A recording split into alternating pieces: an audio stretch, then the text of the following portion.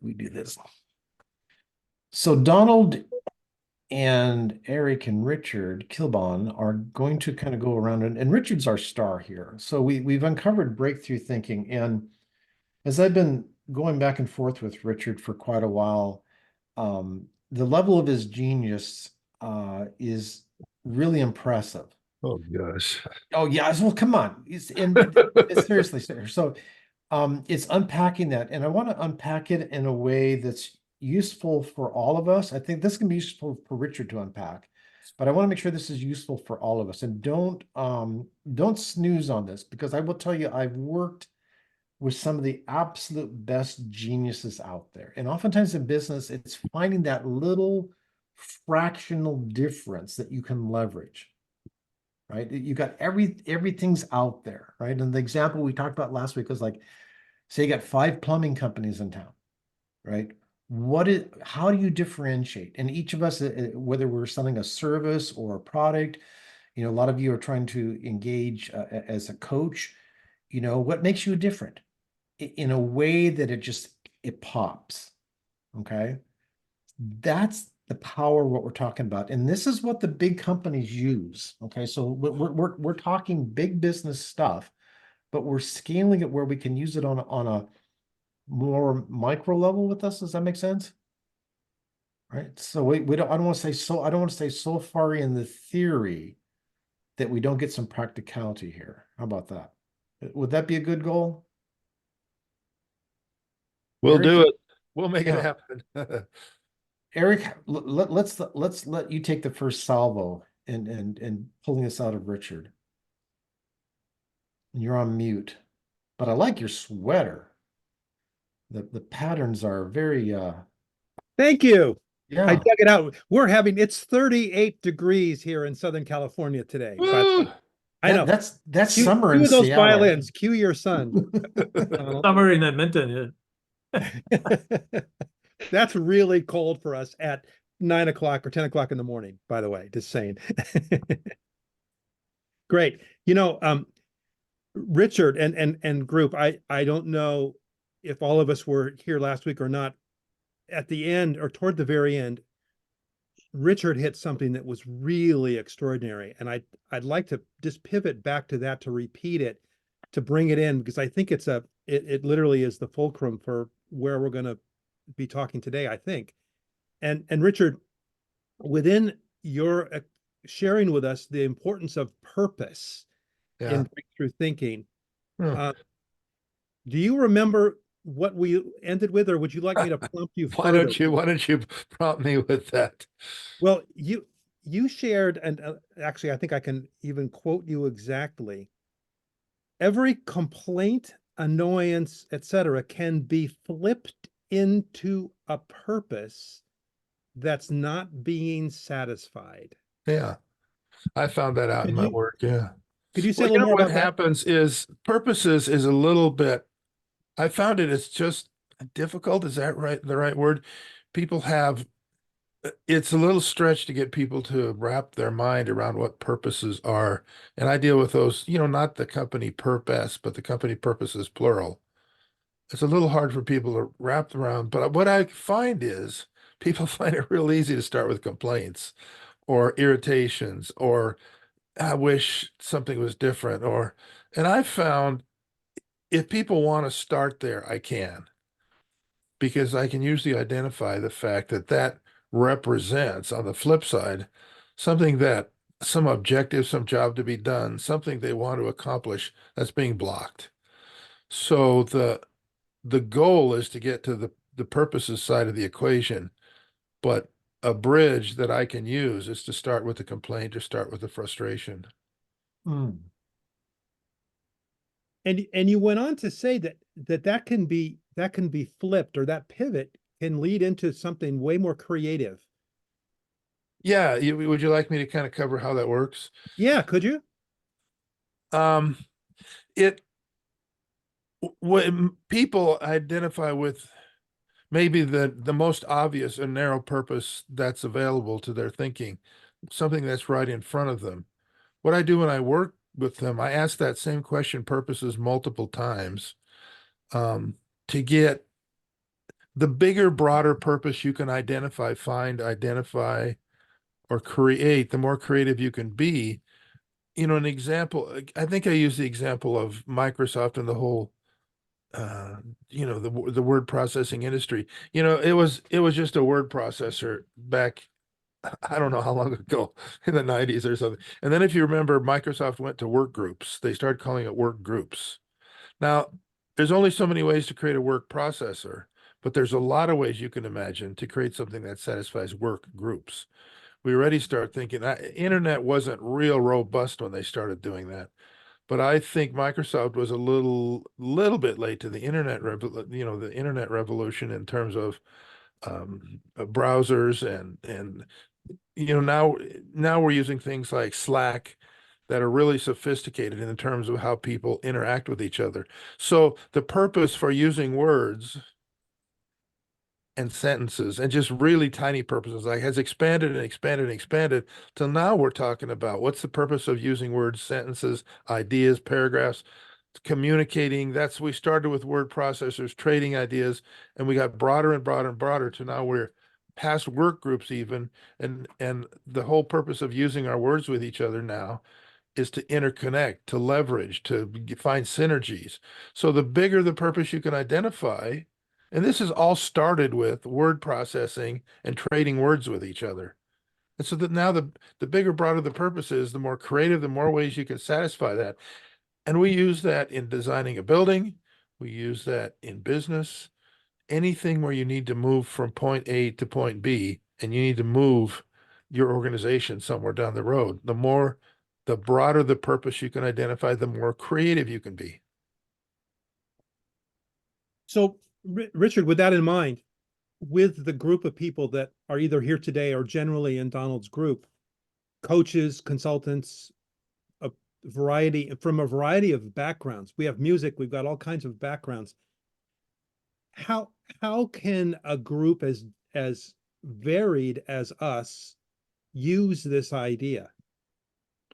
Well, it's an interesting question. It sort of parallels, first off, it sort of parallels what Donald tells us all the time.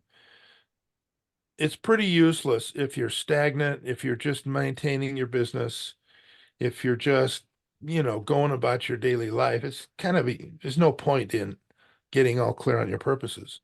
It's useful for anybody who's in the midst of change, moving forward, wants to do something different. It's useful for someone who wants to expand, because the question immediately becomes, expand to what? You don't want to expand into something that's going to give you a mediocre result. You don't want to move for the sake of moving.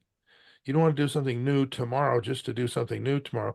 It's got to have a payback tomorrow. And so you're moving into the realm of things you don't know, into a future that's a little uncertain. How do you get a payback out of that future? Well, there's a sort of momentum to thinking that you can use to your advantage to project yourself into the future. So if you're it's really going to be useful for someone coaching business, obviously. Is it useful for somebody coaching weight loss? I don't know. It might be good to get clear on what someone's trying to achieve. Do I want to be a marathon runner, or I just want to look okay in my suit? That's a different weight loss program. I've got to work on that myself, but I have no illusions of being a runner. I just want to look good in a suit again. So I guess when you're coaching, if you're coaching anybody is about transformation and change, then that procedure, that way of thinking becomes important. If you're coaching business, again, it's pointless to deal with a business that's doing okay and is happy to do okay. It's only applicable to someone who wants change. What are the big resistance? And so, it seems so doggone obvious sometimes, but this wall can become an unattainable wall because we're not maybe seeing how it all fits together. As an example, sometimes I work with somebody and say, well, I want, let's say 10 coaching clients. Okay. And as I'm talking with the person, this person basically is stressed right now that they've got no time to do anything, right? They can't even post a comment on Facebook because they just, Yeah. right. but yet they're saying out loud, I want 10 more coaching clients. Right. But their brain is saying, when are you going to fit that in? And so there's a resistance in the brain. In other words, maybe what they haven't hasn't happened is they haven't sorted out that bigger purpose to create the space for 10 more coaching clients to come in, right? Or maybe the way for them to do it is not to work with those coaching clients one-on-one, but to get creative way to work with them in a group or something that doesn't monopolize their time. Is that kind of like in the pathway of thinking, as you're being creative, you've also got to be practical. How do I fit this together? And does that help give clarity and help that axiom of growth actually occur as opposed to being a fantasy? Well, no, people like to, in general, like to start with practicality. And I guess to an extent that's true. You can't be very creative if you're stressed. You've got to create some bandwidth for yourself. And Donald, you and I have talked about this in business Mhm. before. Your first step is to get your business under control and get your, you can't be all that creative if you're stressed. Well, I mean, if survival's at stake, you'll get pretty creative. Yeah. That's one edge of the formula. Right. But in general, finding clients I don't know if that's a creative process or not. I mean, I've tried to apply this to using it on LinkedIn and so on. Every time I Mhm. come up with a creative idea, I talk to Donald or somebody online and that's not going to work. That's a situation where your experience and your skill and your knowledge comes first. Okay. But creativity, one of the things I've learned in business, this process applies not to individuals, but to large groups. This is a group creative process where I can work with purposes and work with 20 people, come up with a light, find a common purpose and work together to get there. Hmm. I guess it can work with individuals too, but where am I? You're asking me, is it help with coaching? It's not going to help you to get more clients because, all right, here's the answer to that. You can come up with purposes off the top of your head. And that works a lot of times. Or you can go about the process of researching your purposes deeply. What am I trying to accomplish with what I'm doing?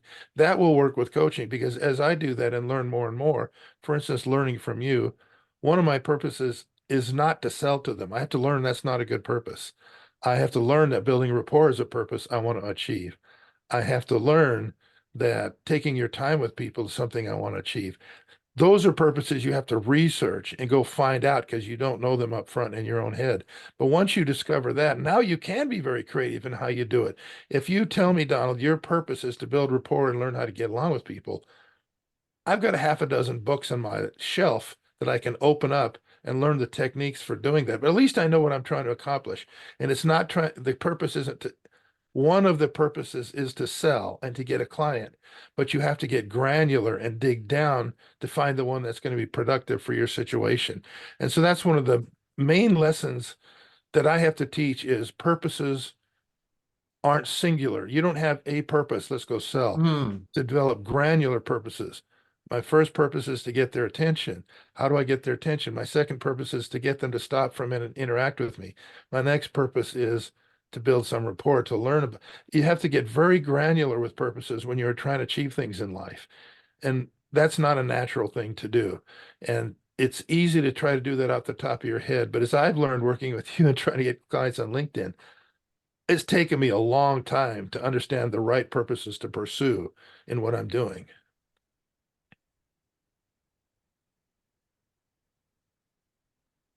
So we're using the word purpose here in maybe a lot of different ways. Mm-hmm. One strikes me, Richard, would be the purpose that's front of mind at the moment you're talking to somebody, let's say, Right. Yeah. and what they want to avoid in that moment. And I wonder, have you experienced this maybe in your world? And I think maybe some of us coaches have, where when that purpose is maybe articulated by the client or the customer or whatever it might be, and then in the moment that they bring it to voice, or the moments after, or maybe not even in that particular conversation, it opens up for them the next purpose or the purpose that's above that purpose. Well, I find that doesn't happen. That doesn't. Oh, interesting. unless they're coached. Hmm. This is a Oh! real coaching scenario. This is a real coaching. It is not natural. And it doesn't unfold like that. Donald teaches us in some of the other things we've talked about to ask why again and again. And this is the same situation. I have to ask the same question. What's the purpose of that? And what's the purpose of that? And what's the purpose of that? It's like a pyramid, it builds. Using the coaching question again, what's the purpose of getting online with LinkedIn? Just to get them to talk to you. What's the purpose of that? To start a conversation. What's the purpose of that? To find out more about life. What's the purpose of that? To build rapport. What's the purpose of that? It gets bigger and bigger as I ask the question over and over. The purpose then is to form a connection, an emotional connection with them. And then the purpose of that is to build trust. And then the purpose of that is to be able to have a conversation that's inside the bubble of trust. And then the purpose of that is then to influence. So it's a hierarchy of purposes. Now, maybe this isn't the best. We're talking about coaching, so I use that as an example, but it's not natural. And as the coach, it's not natural to ask that question over and over and over again. Hmm. That takes a little courage at first, a little experience after a while, and then you start to learn that people really aren't offended by that or bothered by it if you know how to ask it. I'll ask the question different ways. I won't ask that same question over and over again. I Yeah. might say, what's that about? What's the job to be done? Where's the end you're going to? What's the big picture? What's next? Where do you want to go when you get there? What do you want to achieve? What do you want to get? I found just a handful of ways to ask that question over and over, depending on what they told me. I'll pick one that correlates with what they just said and moves them a step forward. And it's interesting when I worked with Jay Abraham on those projects years ago, he had a mammoth questionnaire. It was hundreds of questions. I can't remember the exact number, but it was over 200 questions. And my role in the engagement was to make sure that the client answered all those questions. And Jay Oh, had the gosh. answers as best he could, right? Oh boy. Yeah, right. Oh, gee. What are you doing, Donald? Make sure they answer all these questions. Oh And gosh. I That can't tell sounds you. exhausting. I don't know. You tell me. That sounds Well, exhausting. I would get the questionnaire over to the client, right? And of course, they'd be deer in the headlight, right? Yeah. And like, and I would literally back then it was we didn't have things like Zoom, but I mean, these were phone calls. I'd be on Yeah. that call with the client for 2 to 3 hours Oh gosh. digging and like they would stop. Hey, wait a minute, I got to go out into the next office and ask so and so for that answer. They go down to the hall to the accountant's office, or they Uh-huh. go out to the loading dock and start counting boxes. I mean, these answers were just Yeah, one crazy. after the other. And honestly, some of the questions, it was the same doggone question worded a different way. Mm-hmm.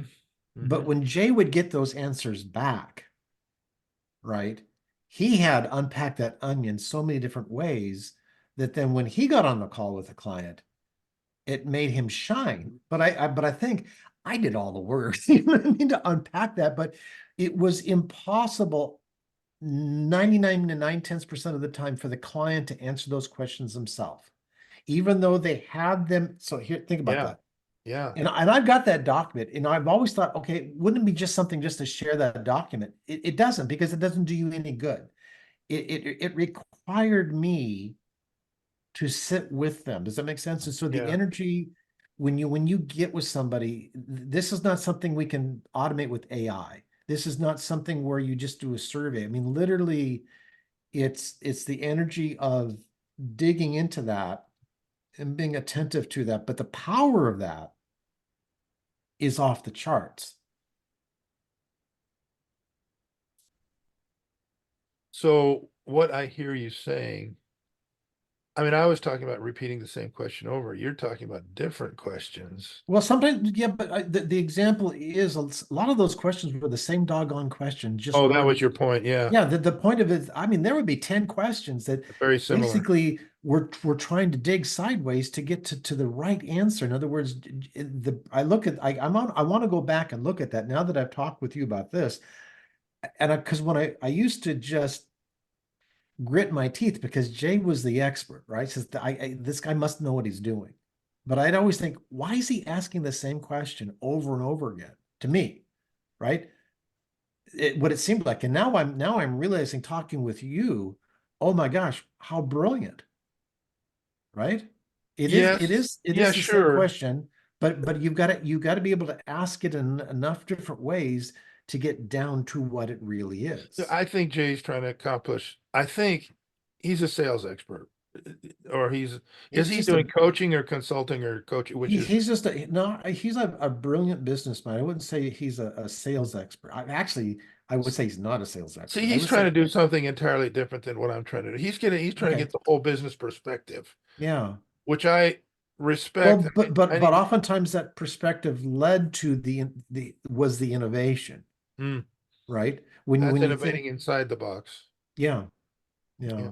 Morris, did you have to interjection there? Or Yeah, I question? have a question. I have a question, right? In terms of, I mean, I understand the value of the process, and how, as you said yourself, Donald, how powerful it is to find the purposes and dig deep.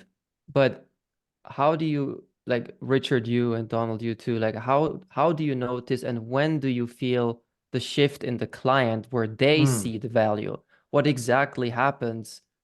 Because I'm just talking from experience. When I tell somebody, hey, let's have a call and dig deep into your purposes, like that's not appealing to, No, like, no, we're not nobody digging. wants that, Yeah, So I'm not what? digging. I'm not really digging deep. I'm playing a mind game.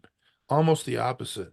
The game of purpose is to expand your thinking, not to dig deeper and deeper and deeper and deeper. It's not a, psychologist use this to ask this why, or psychologists will do this game where they keep asking over and over. They want to get deeper. I don't want to get deeper. I want them to move their head to a more broad place. Hmm. When I ask what's the purpose of that, what I don't want to go deeper and deeper. I want to go the opposite direction. What's the broader purpose of that? What's the bigger one? Hmm. What can you think it more expansively? More expansively, what's the bigger, broader, fatter purpose of that one? So instead of digging, one of the fundamentals of breakthrough thinking is, remember, it's about creativity. And it's not about analyzing the whole business. That's a whole different thing. What's that thing? Strengths, weaknesses, Yeah, and SWOT threats. analysis. Yeah, SWOT strength, analysis. weakness, It's opportunities, not a threat. SWOT analysis, and that's great. And I think but that's not what I'm talking about. I'm exclusively talking about you're moving to tomorrow. Where do you move to? And one of the fundamentals of breakthrough thinking is don't ask those analytical questions at first. And Richard, when you work with people, where, like, what do they say where you know that they got something out of that? I'll, Beyond just I'll tell you, Morris, you just know it. they One don't of the say things I like do, and I wish I could do a screen share maybe, but it's maybe not appropriate now. I work on a mind map when I do this. So when people are talking, I don't do a report later. Everything they say goes into the mind map live. The nice thing about a mind map is you can move things around. And after you talk for a while, you can see that relates to that. That belongs over there. Let's move this over here. Let's put this on top of that. And when you get that arrayed visually in front of your face, you get to that purpose and you go, oh, that's it. Because the next question I ask basically is what resources, you eventually get to the purpose like, let's save the world. Let's make America, I don't want to use that phrase again, great again. Let's, let's change the world. Well, you don't have the resources and the bandwidth to do that. So you back off from these grand, gigantic emotional purposes. You back down to one where you say, that's the one. I can do Hmm. that. In 5 years, I can get that done. That's how you know. And when you put this in front of you on a mind map and you look at it, you see that and you just know everybody feels it in the room. so it sounds like there's a clear action plan that really drives the client. There's not an action plan at that point. No, there's a whole nother series of steps we go through to get to an action plan. The next steps are, okay, you've got a purpose. This is what I want to achieve. The next step is to ask, how would you measure you achieved that? 5 years from now, you got it in your hand. How do you know you got it in your hand? What did you use to measure it? Was it colors are important? Was it a lot of people are on board with us? Was it, the advertising is going, how do you know you did it? Give me the measures. Tell me what we used to measure we did it. And we get a whole list of those. Now, intellectually, we've made a movement from this purpose to kind of a possibility sort of a thinking. If we do this and that, it's kind of possible. I kind of see how we can get there. The next step in breakthrough thinking is still not to deal with reality. I say 5 years from now, give me a fantasy solution. Here's your purpose. Here's how you tell me you're going to have it.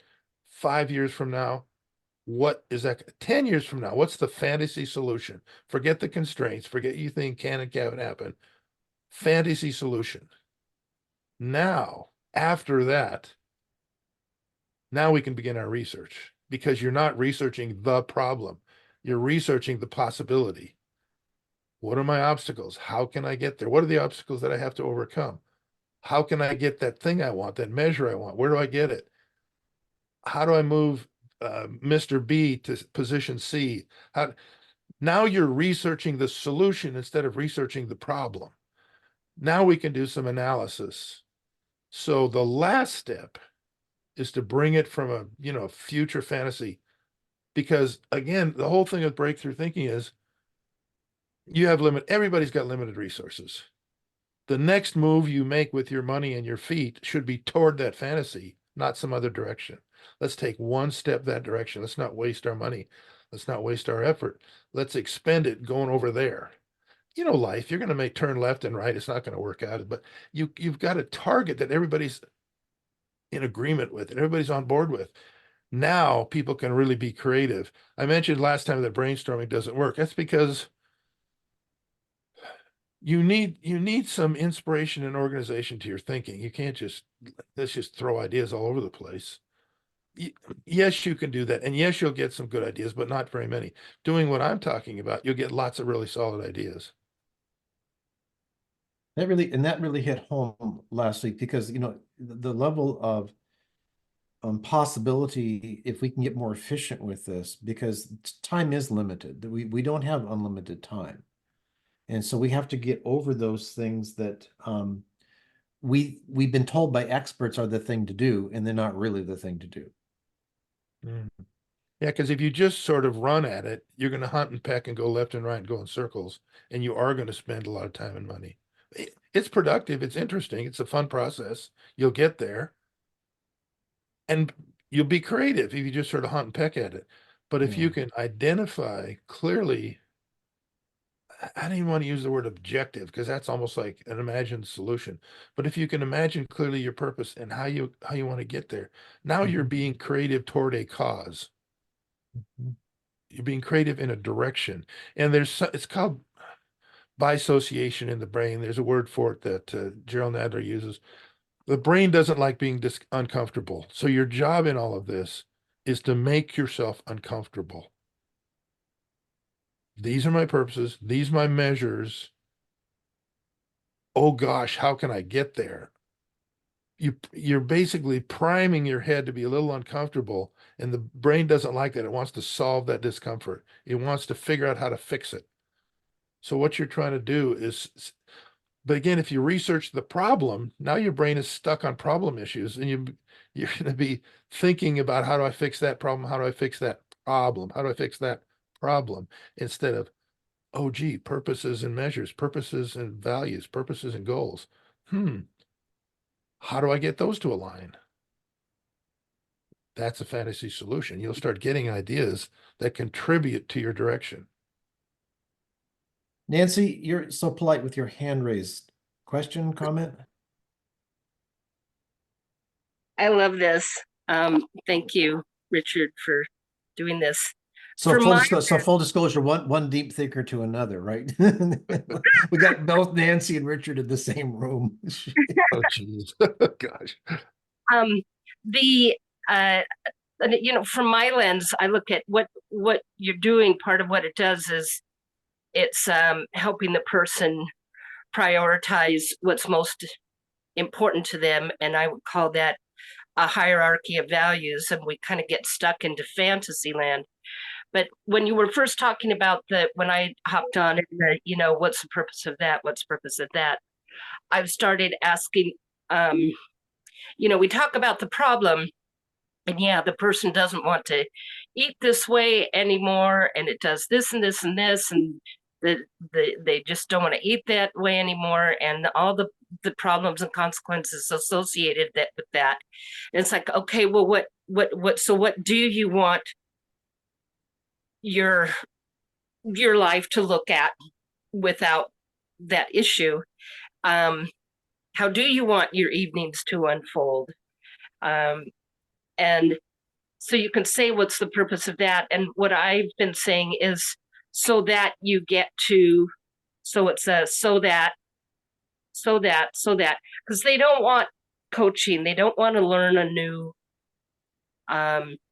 process. What they want is to go and perform really great as a musician and get more impact. And so the one thing that I found is people don't even know. They're so focused on the problem, they don't even have a picture. So I'm looking for an event or a number. And the event could be, like I said, I don't watch a lot of commercials because I just don't watch that kind of thing. And there's a heavy guy who's getting some sort of medication for diabetes. And then all of a sudden he's at an outdoor cafe. Well, he'd been spoken to in the like the bakery where he works at, and someone comes in with a set of drumsticks and they're talking. Then he ends up in a cafe outside. They've got a trio playing, and he gets invited to come up and play the drums. And they're selling diabetes medication. And he's not thinner. He's doing something he really loves. And, what's the purpose of that? It kind of gets to the same thing. So what will you get to do when you do that? What will you get not to do when you have it that way? And so I think that's helpful. The other thing with why questions that I heard on a talk the other day from just like a Buddhist Dharma teacher, and she's all, why questions show you their people's beliefs. I thought that was interesting. But the why questions also, the answers can be really interesting if you get down into the deep psychological stuff. But I can tell you from the Never Binge Again background that I have training with Glenn Livingston, he's a psychologist from a family of 17 psychologists, including his father and I think mother, who have both passed away. But he knows that his mother gave him a squirt bottle of chocolate syrup when he was a toddler to occupy him while she did other stuff, because that's where her bandwidth was. But knowing that didn't change, I know they know how to they can ask the light bulb how it feels. It's just, what do you do with 17 psychologists in a room? They can't change it, but they can ask it how it feels. But he didn't find that changed his long-standing serious binge eating, and he exercised, so he wasn't as big as a house. But that's when he took Jack Trimpey's stuff around stopping addiction and alcohol, the active addictive voice thing, and he adapted that to he adapted it to the Never Binge Again thing. And so that's why he has he's spending time putting out the fire first, and you can really lower your bad eating habits pretty quickly if you do these things. And then if something needs to be addressed with a professional at another level, you can do that. But in the meantime, you're not drowning. See, what you're talking about for the healthcare and all that, the psychology and all that, it correlates to what I'm saying in this regard, in terms of science and trying to get people, let's say, in weight loss and so on. In science and technological world, instead of a business and changing business, they're in a search for the right purpose. Is it to lower your A1? What's the mechanism going on inside of that body that we have to go after? They don't know the answer to that. It's the search for the right purpose in a granular, tiny molecular way, what's the, they're not going to cure Alzheimer's till they know exactly what purpose they're trying to change, exactly the little mechanism, the lever they're trying to switch. So this works for scientists as well as it works for other people. You're still looking for what's the purpose, whether it be science, whether it be designing a car or a mechanism for somebody, even in psychology, I read some of that. There's debate. Cognitive behavior therapy still works all these years later, but they know why after a time. They know what purpose they're trying to achieve, change that internal dialogue, but they know they're trying to change your internal dialogue. They have a goal.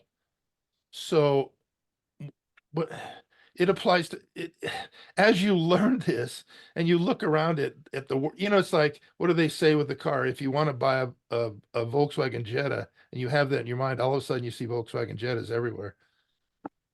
If Yeah. you Articular reticular activating system. So Yes. in this regard, what I've learned and what I practiced for 25 years, once you begin to observe that people are driven by purposes and that drives their lives, you see it everywhere you look. You see it, and you talked about musicians a little bit. Very seldom do I see a high-level musician or an actor, whoever, who can't articulate what their purpose is they're trying to achieve in their acting or in their music. They'll tell you, I was going after this. How did you invent this album? How'd you go? Well, I wanted to do this. I was going after that particular effect. I didn't want to be that. I wanted to be this. They always have a clear purposes they're trying to achieve. But once they establish that, now they get to be creative in how they make it happen. I think that's crucial. The hierarchy of values is one, your highest values is your purpose, but your purpose articulated that clearly, and maybe the steps to get there. For me, I'm kind of in a limbo land and a little scared around committing to something. And yet my life is, if you look at it, has that thread of purpose throughout it. And if you have something to hang your hat on, it's very satisfying, I think, maybe to the brain and internally, because where what you're trying to achieve with that on a grand scale, and then chunk it down, chunk it down, chunk it down. And I think people need, it's all this stuff. It's like, if you could learn this in grade school on how to or at least in adolescence, huh? You know, yeah. Is part of the go ahead, Erik. No, I was just going to say it feels like we're moving upstream a little bit, and by focusing on possibilities as opposed to problems, we're giving whoever our client or person is we're working with, we're giving them a map of the future that works, or an awareness of a future that could work for them. It has the potential of working. Potential. You're creating potential. Well, it's true in business that if you're stuck on a decision, you're stuck on something. The problem you're having is you haven't backed up your thinking enough to identify the right questions to ask and answer. You said it kind of interesting in what you said, Erik, and you're right. The issue is backing up sometimes to go forward. And you mentioned just one more thing. It's like the positive vision and the negative vision. I'll take it back to health. If you're focusing on the problem, then that's what your mind is focusing on, and that's where the land will be. You can call that, in William White Cloud's natural success stuff, Create Your Destiny. It's all about being in the creative mind. That's a negative vision. So you're actually getting more of what you don't want because you're focusing on what you don't want. And that's kind of the reticular activating system. There's science in this stuff. And the positive vision is when you're, and the cognitive behavioral therapy, when you're turning the boat around to focus on what you do want, then your mind and your reticular activating system starts to see more possibilities. The more, when you're in that creative circle rather than your reality or victim circle. But positive vision and negative vision. Your mind is always going to go with what it's focused on. So be careful what you're focusing on. And that's what the message of this discovery Gerald Nadler made is knowing the questions to ask and knowing what to focus on is what moves your head forward. And you said just a couple things. I'm going to disagree a little bit. The problem with starting with the vision is you don't really know if that's a good vision or not. Oh, I agree. Now, if you start with you can be pretty settled in what your purpose is. That's a personal motivation. If you focus on the purpose, and then you also said your values are your purpose. They're not. Values are separate from your purpose. And it's important for that to be the case because you have the value, you have the purposes in your left hand, your values and measures in your right hand. Now you have something to struggle to solve. Now you're focused on something really. You can. What Gerald discovered was people will fight over solutions all day and all night. I want to do it this way. I want to do it this way. No, we're going to fight over that. But you can get a group of 20 people to agree on a purpose and some measures and values. Now you can talk together. Now you can talk about what vision might we have. When you look at it, the world, okay, and let's talk about this. There's always been problems, okay? There's problems in the world. I know it's shocking, right? Like somehow magically some politicians will wave their magic wand and problems go away. It ain't gonna happen. But you can see a lot of this stemming is because they're not following this kind of a process. And I think for each of us personally too, whether it's in a micro level or in a macro level with our businesses, is we probably come into the day with the wrong. Well, we've written down the wrong stuff. In other words, we're moving through our day and we've written the wrong stuff on the paper.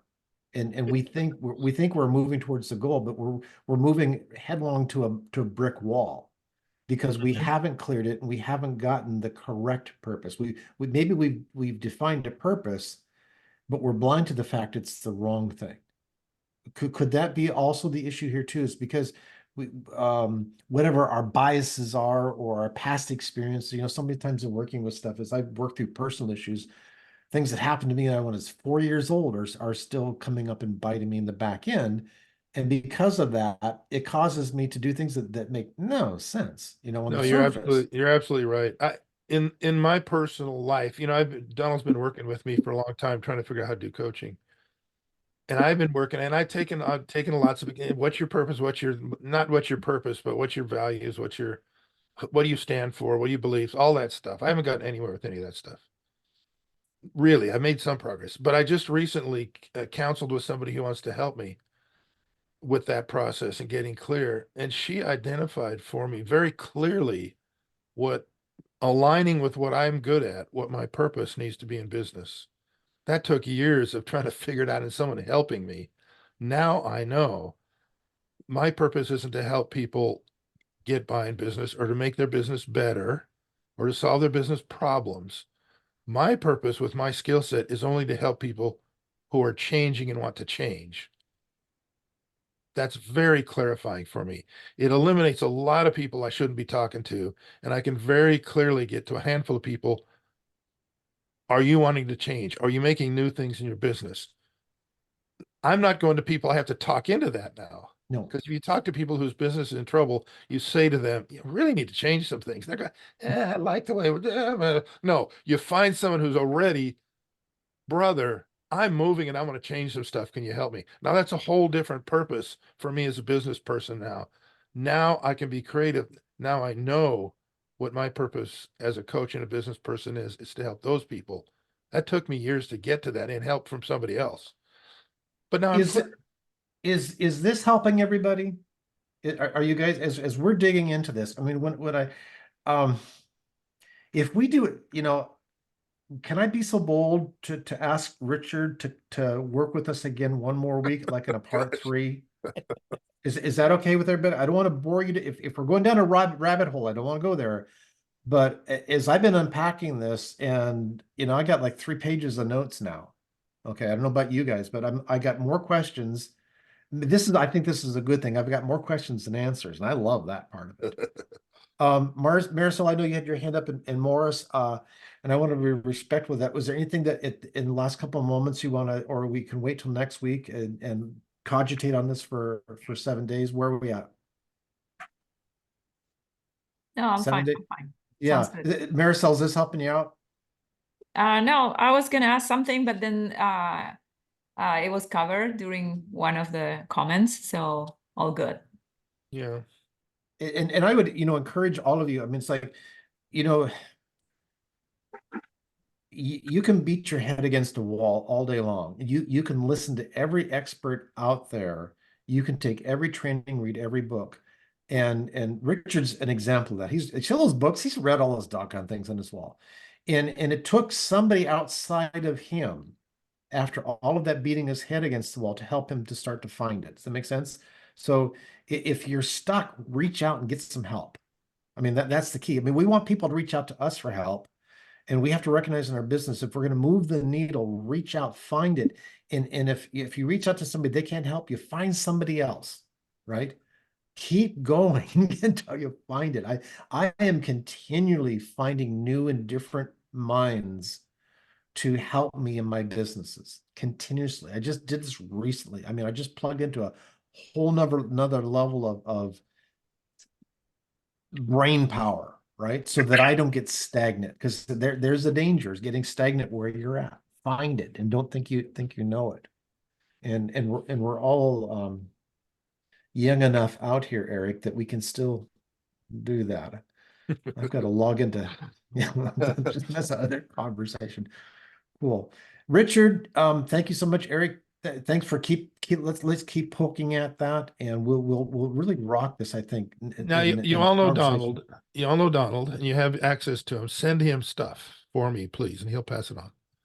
You can all find Yeah. Donald. So just get observations or frustrations or ideas, whatever. Get those, please, to Donald, and he'll pass those on to me.